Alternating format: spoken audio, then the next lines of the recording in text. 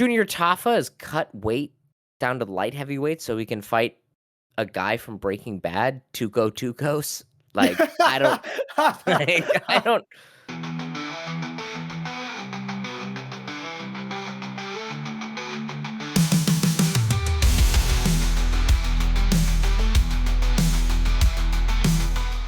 All right, welcome to another episode of Two Fight Fans, where we talk about all the things in combat sports. I'm one fight fan, Colin. and I'm the other Stewart. All right, and it's been brought to my attention that there are multiple boxing fights this weekend and a whole lot of Apex on the go slop for the UFC. So, Yes. Stewie, where are we starting tonight? Well, let's get the slop appetizer out of the way real fast. All right, all right, all right. I'm just gonna rattle off a couple of names. Derek Yeah, Lewis, Taliesin Teixeira. okay. What do we think about that fight? What do you mean? What do we think about that fight? Like, I don't know. We've got washed up Derek Lewis. Taliesin Teixeira's fought in one UFC fight overall, and he is now headlining a card. yeah, Uh, what the fuck? yeah. Now he is, I think, 26. So, I mean, this feels like a glue factory fight for Derek Lewis because Taliesin Teixeira is 6'7" and I think like 260. Whoa, So a he's big that boy. tall? Jesus. Yeah. And I don't, dude. What are the Brazilians doing with their first name overall? Like the amount of Brazilians that just take a classically American first name like Allison and they just put like a T or a Z or a V on the front of it. This guy's name is Taliesin. I'm pretty sure we had somebody named Valison recently or like Zalison. Like this is crazy or like Zadie. It's nuts. A little bit of a glue factory fight, I feel like, but also it's Derek Lewis, so at any moment he can nuke anyone. Care about that fight? Eh. I mean, Eh. okay. It makes it just with the whole fact that like Tom Aspinall is now the undisputed champion, and like who is going to be lined up for him to just execute in the near future, So we've got a few new names like if Taliesin Teixeira is this like new quote unquote upcoming heavyweight if he's like 26 or 27, whatever you said, it poses some interesting things. Do I think I don't know much about him? I don't know what his skills or abilities are. He's just very, very big. So He hits cool, hard I and guess. like he does seem interested in actually being good, but like he shows signs of trying to throw combinations, trying to have defense. Will he ever actually pick up combination punching or defense? Who's to say? Um, but I guess that's at least better than Derek Lewis, who actively fights against the inexorable pull to try to get better. So yeah, who kind of cares? Like maybe it'll be fun for a minute. I think that's about as best you can hope for at heavyweight. Fun for a minute, and then that's that. Do you have a prediction on that one? Taliesin Teixeira, he's just too young. Oh, Like Derek Lewis is old. Derek Lewis has looked like absolute shit in his last couple fights, and like dude. This is the level of heavyweight where just like simply being young is enough to totally tilt the scales in your favor. So yeah, Taliesin Teixeira. That's my brutal, bet. brutal, man. All right, next fight. Stephen Wonderboy Thompson against Gabriel Bonfim. Interested? Not interested. Is this another glue factory fight? Like, because Kind Stephen of. It Thompson feels is like it. also, yeah, It kind of feels like it.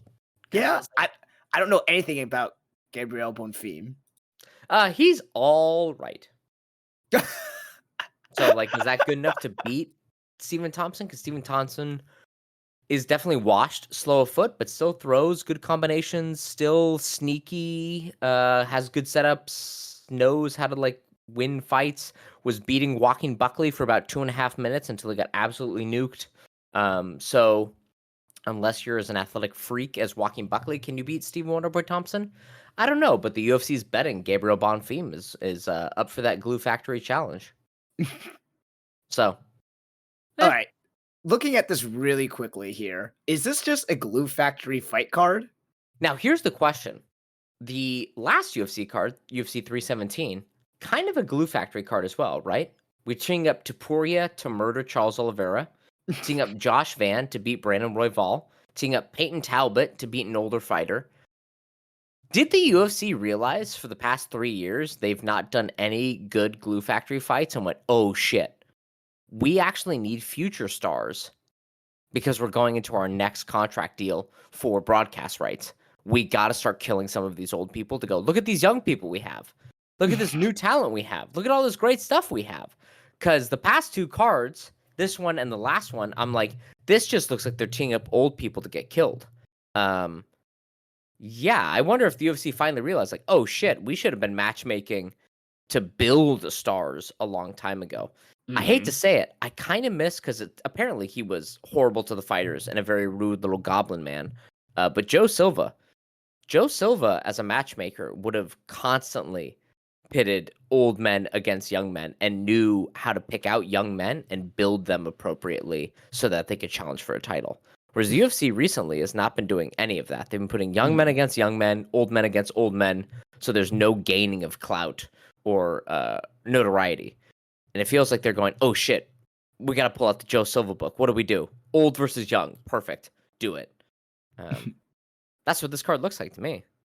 All right. Yeah. In that spirit, we've got Steve Garcia versus Calvin Kattar. Interested? Not interested. Again, like, don't know much about Steve Garcia. Yeah, he sucks. He's not very good. He's not very good. He's kind of like a shit-eating wild man who just goes buck wild, closes his eyes, leans over his feet, leads with his head, and throws haymakers. That doesn't work against Calvin Kattar because I don't know if you know this. You could take a fucking buckshot to Calvin Kattar's chin and he won't fall down. So Steve Garcia is, I think, probably going to lose Calvin Kattar unless Calvin Kattar is fully washed, which may be the case because he's kind of old. Yeah, again, old guy versus young guy. Yeah, again. Nate Landwehr, Morgan Charrier. What do you think about this? Don't know anything about Morgan Charrier, and just know that Nate Landwehr is older too. Again, fucking yeah. Well, and what's the famous line that Nate Landwehr has, Colin? Do you remember? Oh, no, but now that you say that, I do remember we talking about this before. He says, beat my ass, see what happens. That's right. Beat my ass, see what happens. And that's what I anticipate to occur in this fight. Yeah, again, like if Morgan Charrier doesn't win this fight, like we need to go, okay, we'll throw him into the waste bin of history. But yeah, this is another one where I'm like, young guy beats old guy. Like this should be easy. I don't even want to talk about the rest of the fights on this card, man. Vitor Petrino, the guy who dove into the guillotine against Anthony Smith, is moving up to heavyweight against one of the worst heavyweights on the roster, Austin Lane. Junior Tafa is cut weight down to light heavyweight so he can fight a guy from Breaking Bad, Tuco Tucos. Like, I don't, who cares? And like Lauren Murphy, God bless her. But I think she's like nearly 40, coming back after 2 years off to fight a young fighter. Like, yeah, this feels like old versus young. And not even like promising prospects, just, hey, we have young person. Hopefully they turn into something good. Right. So I probably won't be watching this. This is definitely a check the highlights after, or like check what the finish was. And if you see fight of the night ended up being Stephen Thompson, Gabriel Bonfim, you go, all right, I'll watch the replay of that. Right? If it's fight of the night, sure. And if you see it's 1 minute knockout, Derek Lewis, Talishon Teixeira, you can check that 1 minute. No problem. Yeah. But I'm not going to be sacrificing one of the few Saturdays left I have living to fucking watch this card. Jesus. Like that's not going to happen. Maybe I have 10,000 more Saturdays, but more likely than not I don't, and I will not be spending a single one of them watching a Derek Lewis headline card. It's not going to happen. No. What's more important though, Colin, is that we have 3 boxing cards this weekend. We're eating good. Yeah, I didn't realize there were 3. I thought you just told me 2. Well, there are 3. Are we going to talk about all of them? Probably not. We're going to probably only talk about 2. But there are 2 on Saturday night. Yeah, I'm not going to talk about that one, though. We're going to talk mostly about the one on Saturday that we are interested in, which is Edgar Berlanga versus Hamzan Shiraz. Berlanga, I believe, was a recent opponent for Canelo Alvarez. And he's fighting Shiraz at middleweight. this is kind of an interesting fight, but that's not what we're really here for. We're here for Shakur Stevenson Mhm. versus William Zepeda. Stevenson, one of the best fighters at the 135-pound division. This is where Tank Davis, this is where Lomachenko, this is where they should be fighting. Mhm. I know Loma retired, but like that's Tank versus Shakur Stevenson has been promised for like 5 years to be the American like boxing fight overall, and it doesn't look like we're gonna get Tank Davis against Shakur Stevenson. But God, I would love to see it. But apparently, did you see this? So Tank Davis, before he just barely beat Lamont Roach, and now they're gonna do that rematch. Right, Um, right. there had been rumor that if he beat Lamont Roach, he was gonna fight Jake Paul in like a weird exhibition rules match. Uh, What? because Jake Paul is so much bigger than him, right? And Yeah. apparently, that isn't a rumor. Like that was almost inked. Like the contract had already been written. They were just waiting for Tank to beat Lamont Roach. And then because Roach did so much better than anyone anticipated, it kind of put that on ice. But like it sounded like it was going to be Roach, Jake Paul, and then Tank was going to retire. Um, which is a bummer. And then especially because within this division, you have Devin Haney, who shit the bed, and Ryan Garcia, who ultra shit the bed at that Times Square card. It's like Shakur Stevenson is the last great hope in this division for like actually skilled, entertaining fighter. Mhm. So he is defending his WBC lightweight title against William Zepeda. Zepeda, a good fighter. Like this should be a show off of Shakur Stevenson's fighting ability, but Zepeda is like a very worthy opponent, and so that should just elevate Stevenson to prove that he is the best at this division. Because it seems like Tank's fallen off a cliff. Ryan Garcia is like an atrocious racist who turns out not to be skilled at all, and Devin Haney looks like absolutely shot mentally from losing to Ryan Garcia. So it's kind of like Shakur Stevenson's our last hope in this division, unfortunately.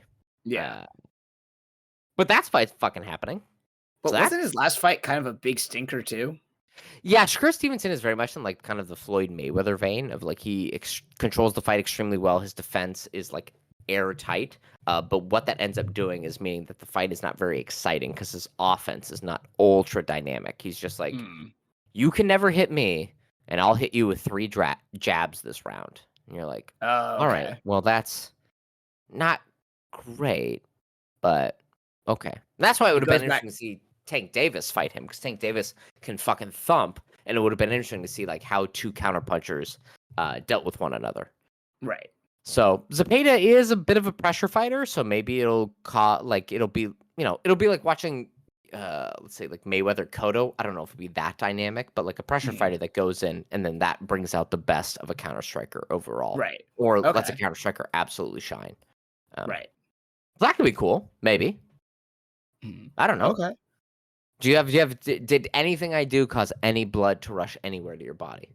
I'm talking about that. Anywhere in my body, huh? Anywhere.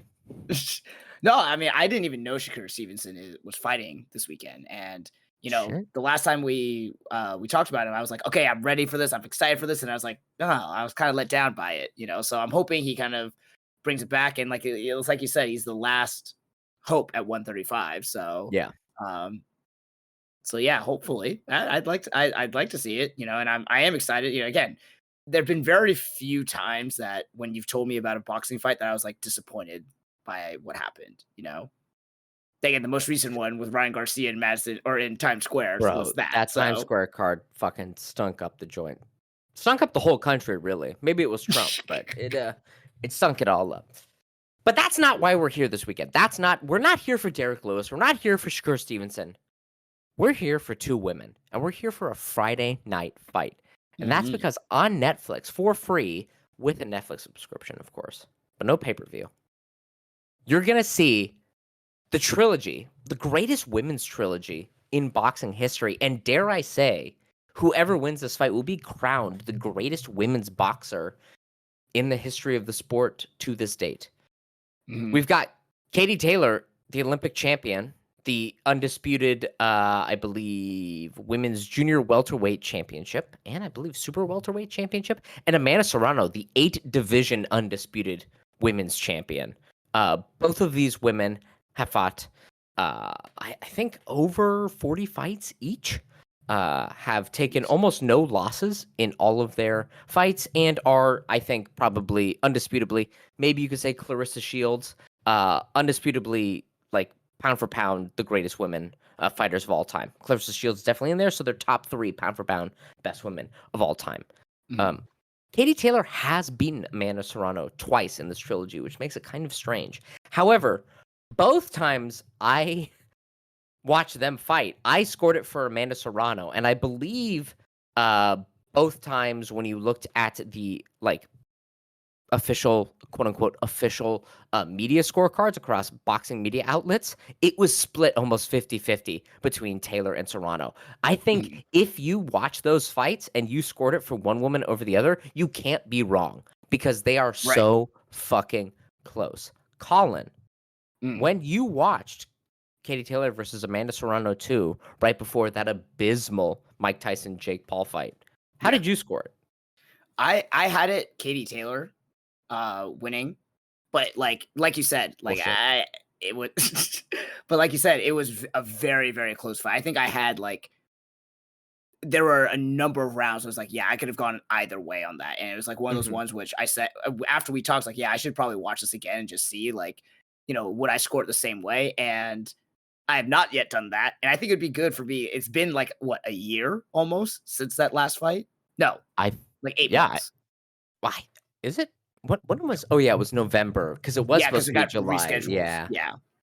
Aren't we all So happy that they fucking rescheduled that bullshit ass fucking most viewed fight in American fucking dude?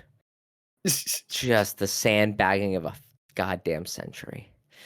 What's interesting is that Amanda Serrano is the underdog despite losing twice to Katie Taylor.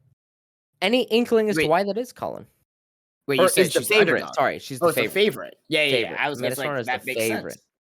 Well, I mean, it's like you said, a lot of people thought that Serrano won those 2 fights, especially the last one, Mhm. Yeah. and I had it very, very close, and we talked about it at length, and yeah, I could see it. I could see because it was so close of a fight. Like, it was like yeah, and then she cut up Katie Taylor, like, majorly She didn't in cut that up second Kate no, fight. no, no. Serrano got cut up pretty bad because Katie Taylor, tell you what, Headbutted? given the old, yeah, Glasgow kiss every now and then, just headbutting the bejesus out of Serrano. It was, do you remember that? Like, the I number of do. headbutts that they cut to? Yeah, man. Getting nasty in there. Yeah. Yeah, and Katie Taylor, I gotta say, I think she's 39, beating down the door of 40. I think the odds makers are getting Mm, wise. Serrano's got that Puerto Rican fire coming for it, man. mm. It should be a good fucking fight. Like these women have only put on fight of the year contenders both times they fought before. And this will probably be Katie Taylor's last fight or like one of her last 2 or 3 fights. Probably the same for Amanda Serrano. Um, they know that this is for all the marbles. It's in Madison Square Garden. It's on Netflix. They're headlining this time. Like this is about as big as you're gonna get for a women's boxing match, probably for the next 5 to 10 years, unless Yeah. like some sort of unicorn like a Ronda Rousey or a Layla Ali comes through again. Um, Mhm. so like listen, we're all liberal on this podcast. All of my feminist friends, you have to do this for womankind. You have to watch Amanda Serrano, Katie Taylor 3. Like, and it truly, I think, if past this prologue, their first 2 fights were so fucking amazing that you have to watch this one. And even if it's half as good as their first 2 fights, it's still going to be an action-packed, like dynamite fight overall. Um, these women throw with abandon. I think in their second fight, they set the record for most amount of punches thrown in a women's fight. Um, yeah, and this is for all the marbles. Like, if whoever wins this, I think takes place as the best pound for pound women's fighter of all time. I Of think kind all of like time. Yeah. I think so. Like, who else could it be? Right? Because if Katie Taylor wins, she's 3-0 in this Yeah. trilogy.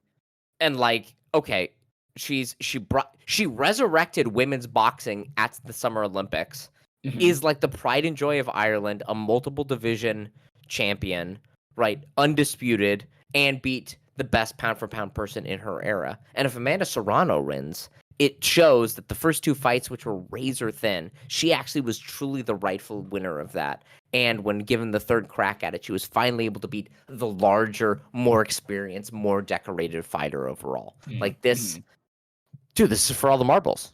And it's free. And for us on the West Coast, it's an 8 p.m. The main event, not the fight card. The main event should start at 8 p.m. Yeah. Which means like, dude, I could be in bed by 8:30. Oh, the dream. The dream. Perfect. I love it. God, we're so old. Well, yeah, I mean, like time comes for us all, and like, you just gotta accept it. But yeah, it's gonna be amazing. Now here's the question. Or I got 2 questions. 3. I've got 5. I've got 20. I've got 2. Well, I've got 1 for you too. So oh shit. Give me. Well, here are my 2. Number 1.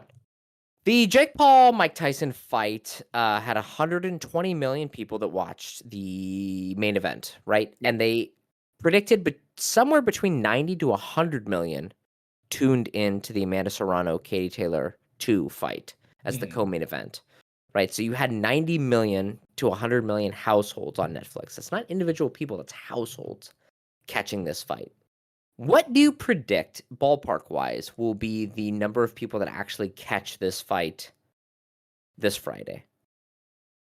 I'm afraid that it's not going to be that much. Like, what are you thinking? Maybe a couple million. Ooh, not even 10? I don't think 10. Because 1, there's been no. We're gonna get a 90% drop off. You think? Yeah. I mean, there's been no advertisements for it. There's been no like. Were there advertisements for Jake Paul and Mike Tyson?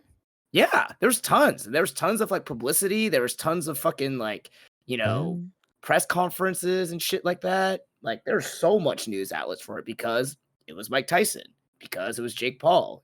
So much of that. Damn. And we even talked about this too. It was kind of like how many of those people tuned in to the Taylor Serrano fight, like kind of by accident, and they're like, "Oh shit, this is great!" Like, and people say like, "Hey, are you gonna watch the Tyson Paul fight? You got to turn it on right now because you got these women fighting." And it's great that we had that, but how many of them have now remembered that 8 months later?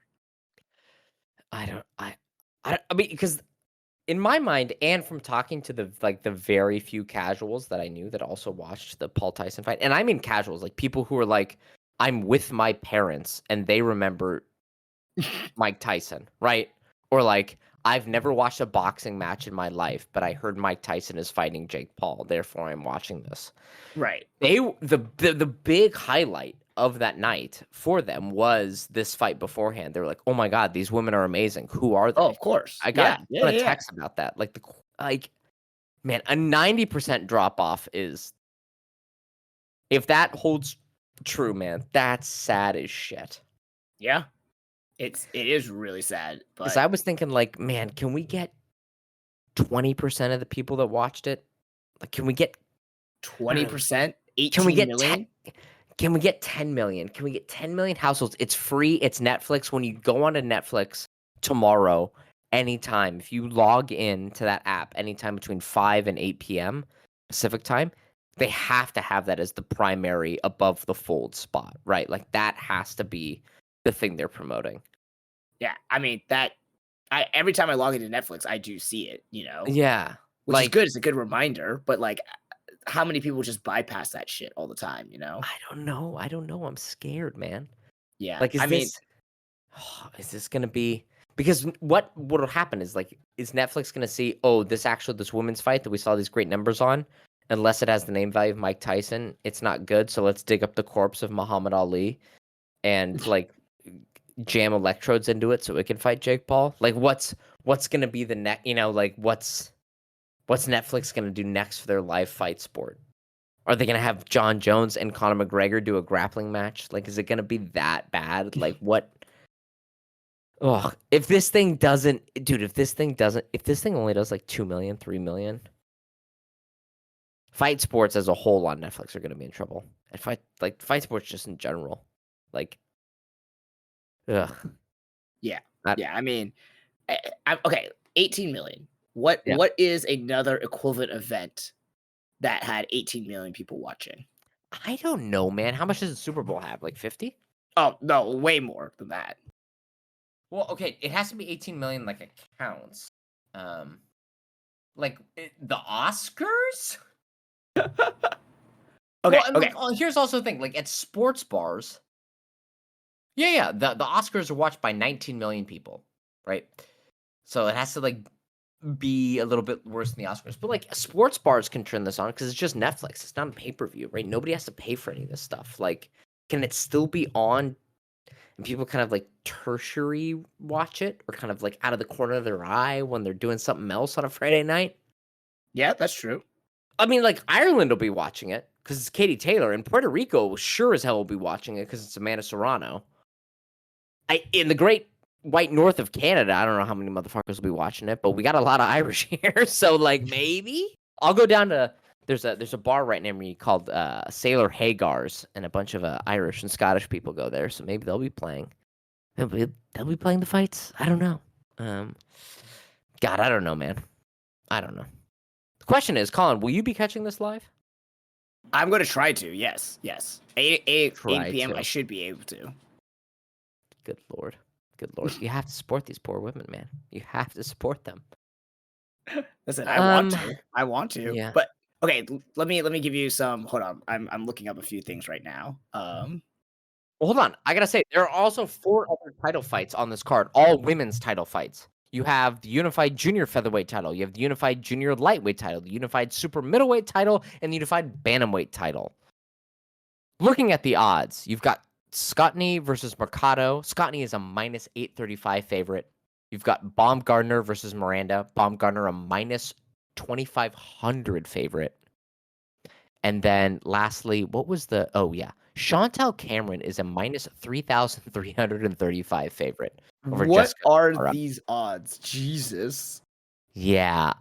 I do know Scotney versus Mercado. I don't know much about Mercado, but like I've seen Scotney fight before. It should be an okay fight. And I've seen Baumgardner fight before, or at least highlights of Baumgardner before. So like I will be minorly interested in watching them. But will you be interested in watching any? It's an all women's main card. So if you say you don't want to watch any other main card, you hate women, Colin, will you be watching any other of the main card? Well, since I'm working until about 7:30, 7:45 tomorrow, it will be very tough to. Yeah, I mean, a classic excuse, right? I know. Yeah, you hate women. That basically means I hate women.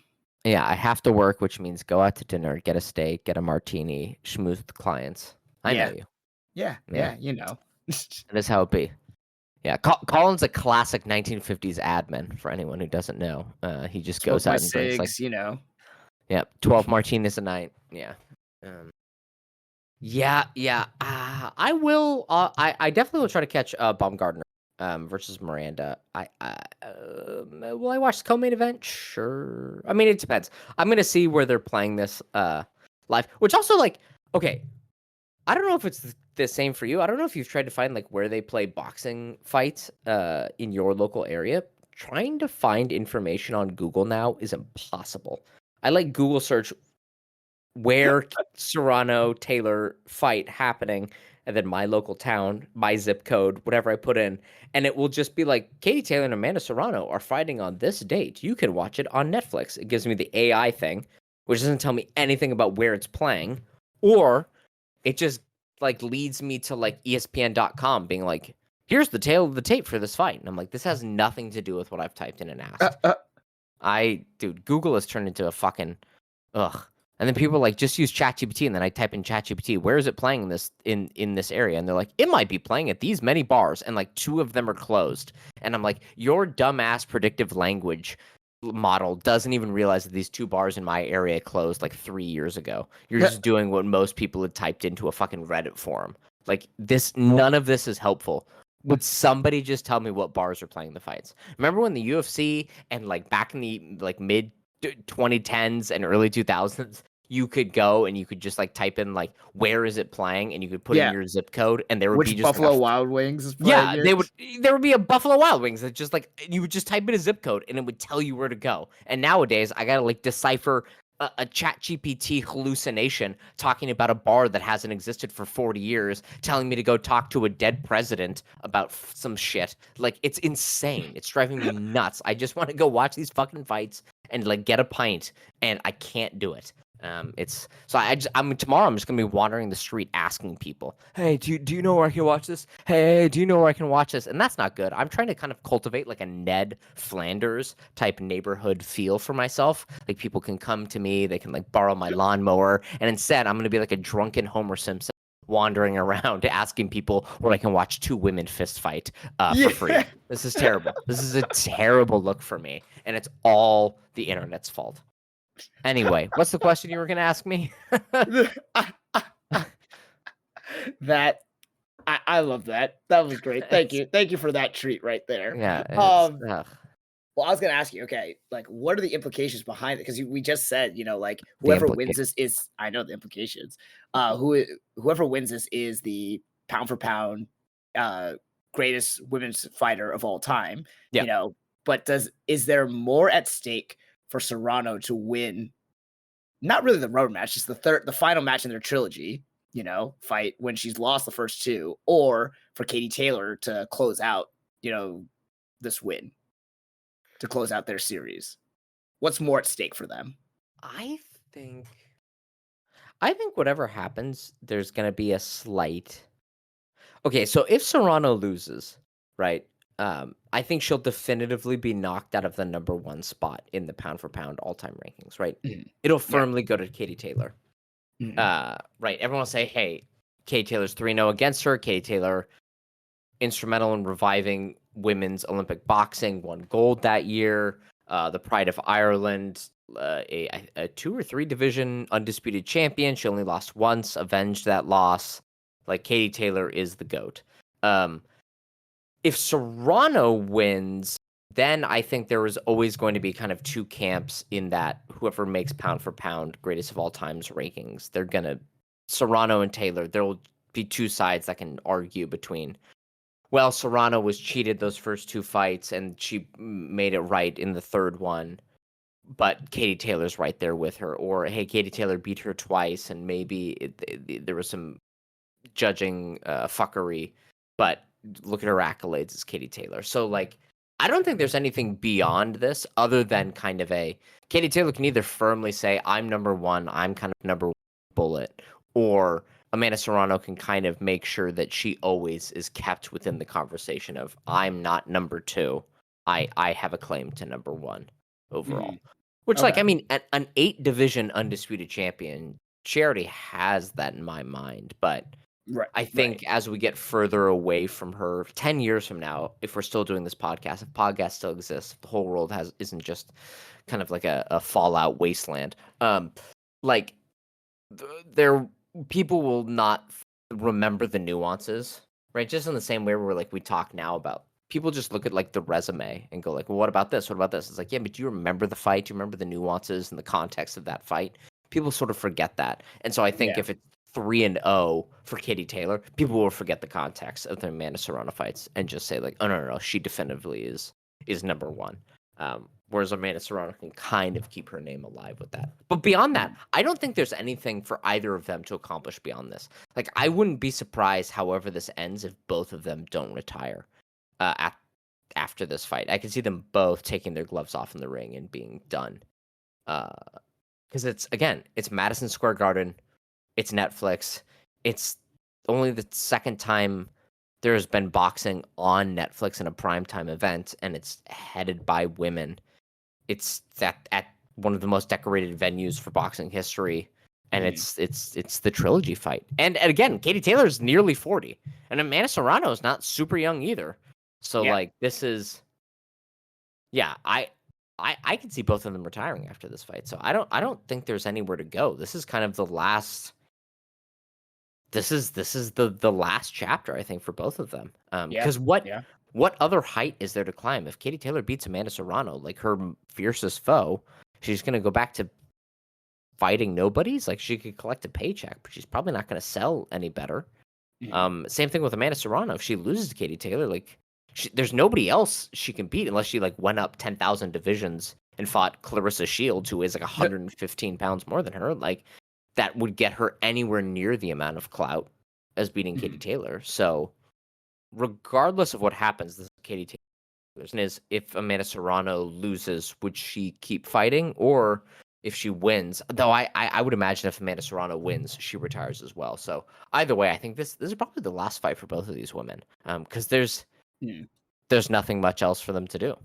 Yeah. So, yeah.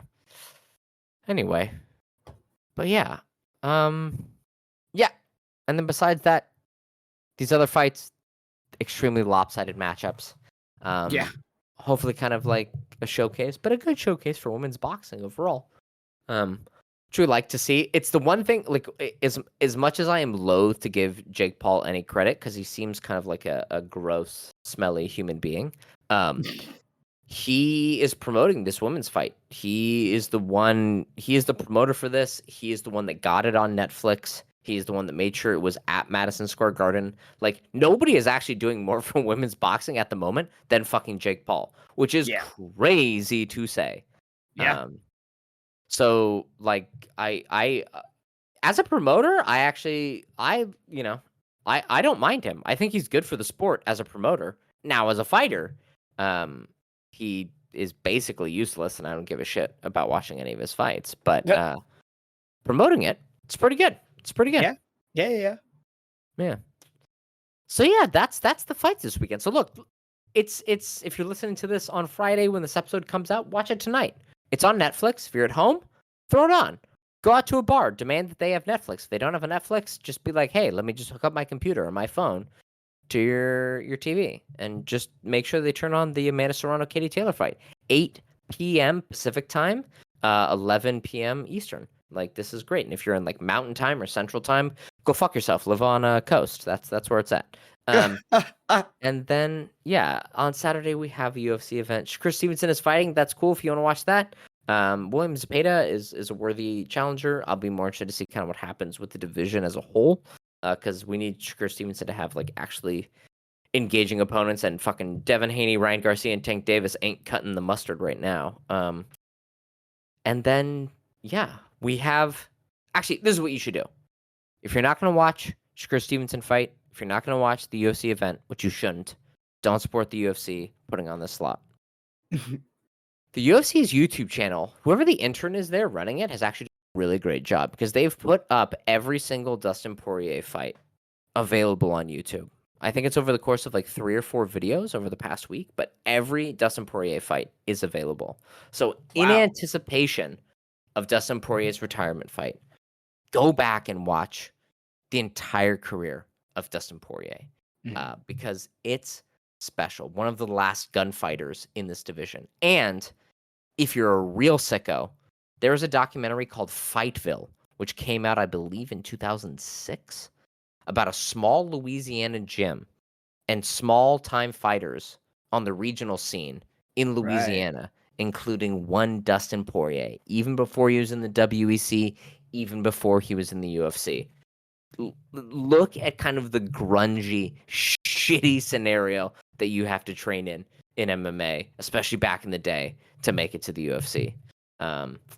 It's a really cool look into somebody who would turn out to be one of the best lightweights in UFC history. And get ready for his last dance, which is coming up soon, and possibly Max Holloway's last dance. I don't know. He said he only imagines he would have 2 or 3 more fights after this, and if he gets brutally stopped, which not saying he will, but it's a possibility when you're fighting a puncher like Dustin Poirier, this also might be his last fight. Just kind of brutal. Colin, you have to remind me. We've done a Max Holloway retrospective, right? No. No? No. Have we done a Dustin Poirier? Yes. Okay, we've done a Dustin Poirier. Okay. And we've never done a Jose Aldo, though, right? Okay, so we did, because we did the Dustin right before the Islam Makhachev fight one. Yeah. Okay, cool. So we don't need to do another, though maybe we will. God, if Max retires and we don't do a Max one, though, that's going to be a bummer. Though I guess we could always do the next week. Yeah.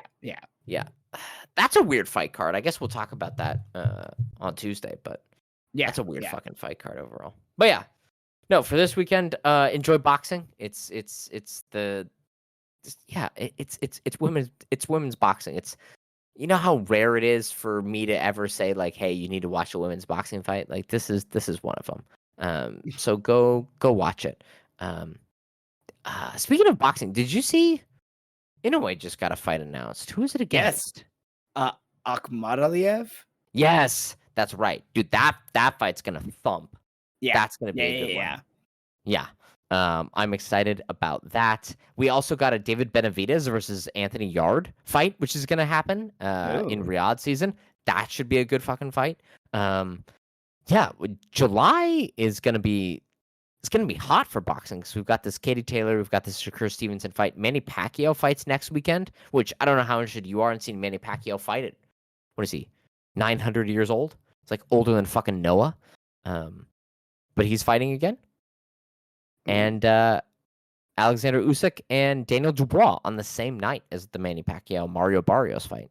Huh. Um, tasty, tasty shit. Yeah. And is that the same night as Dustin Poirier? I think it is. Oh, jeez. That's a fucking weekend of fights right there. Or no, wait, is that the? Hold on, now I have to see. Actually, I'm not gonna look it up. Fuck it, we'll talk about it next week. Yeah. But I've got one thing for you as well, actually. Oh, all right. I It's was ready to not it's sign not off. that great. It's not that Oh, great. I'm actually like kind of saddened by this. Ricky Hatton's coming out of retirement to fight in December. no, that can't be true. Who's he fighting? He is fighting. It just says in a middleweight contest on December 2nd in Dubai. Against who though? It does not say yet. Like KSI? That's okay. Like also at middleweight. Is Yeah, that what I heard? at Middleweight? middleweight. Yeah. I love Motherfucker fought at Ricky. welterweight. Yeah, man. Ricky Hatton's one of my favorite fighters of all time. Yeah. And I thought that when he retired from boxing, kind of like the carriage in Cinderella, instead of turning back into a pumpkin, he turned back into a bag of mashed potatoes to live a happy life. And it makes me sad that we're pulling him out of that state because I don't think a bag of mashed potatoes is gonna be great at fighting. But look, man, Yeah. like I don't know.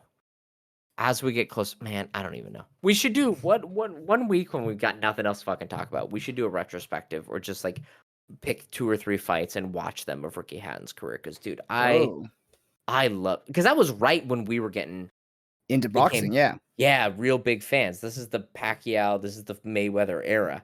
And Yeah. Hatton was right there. He was like the underdog and unfortunately had to be the sacrificial lamb for both of To them. both of them. Yeah. Yeah, but God, it God, was brutal. I loved Ricky Hatton, man.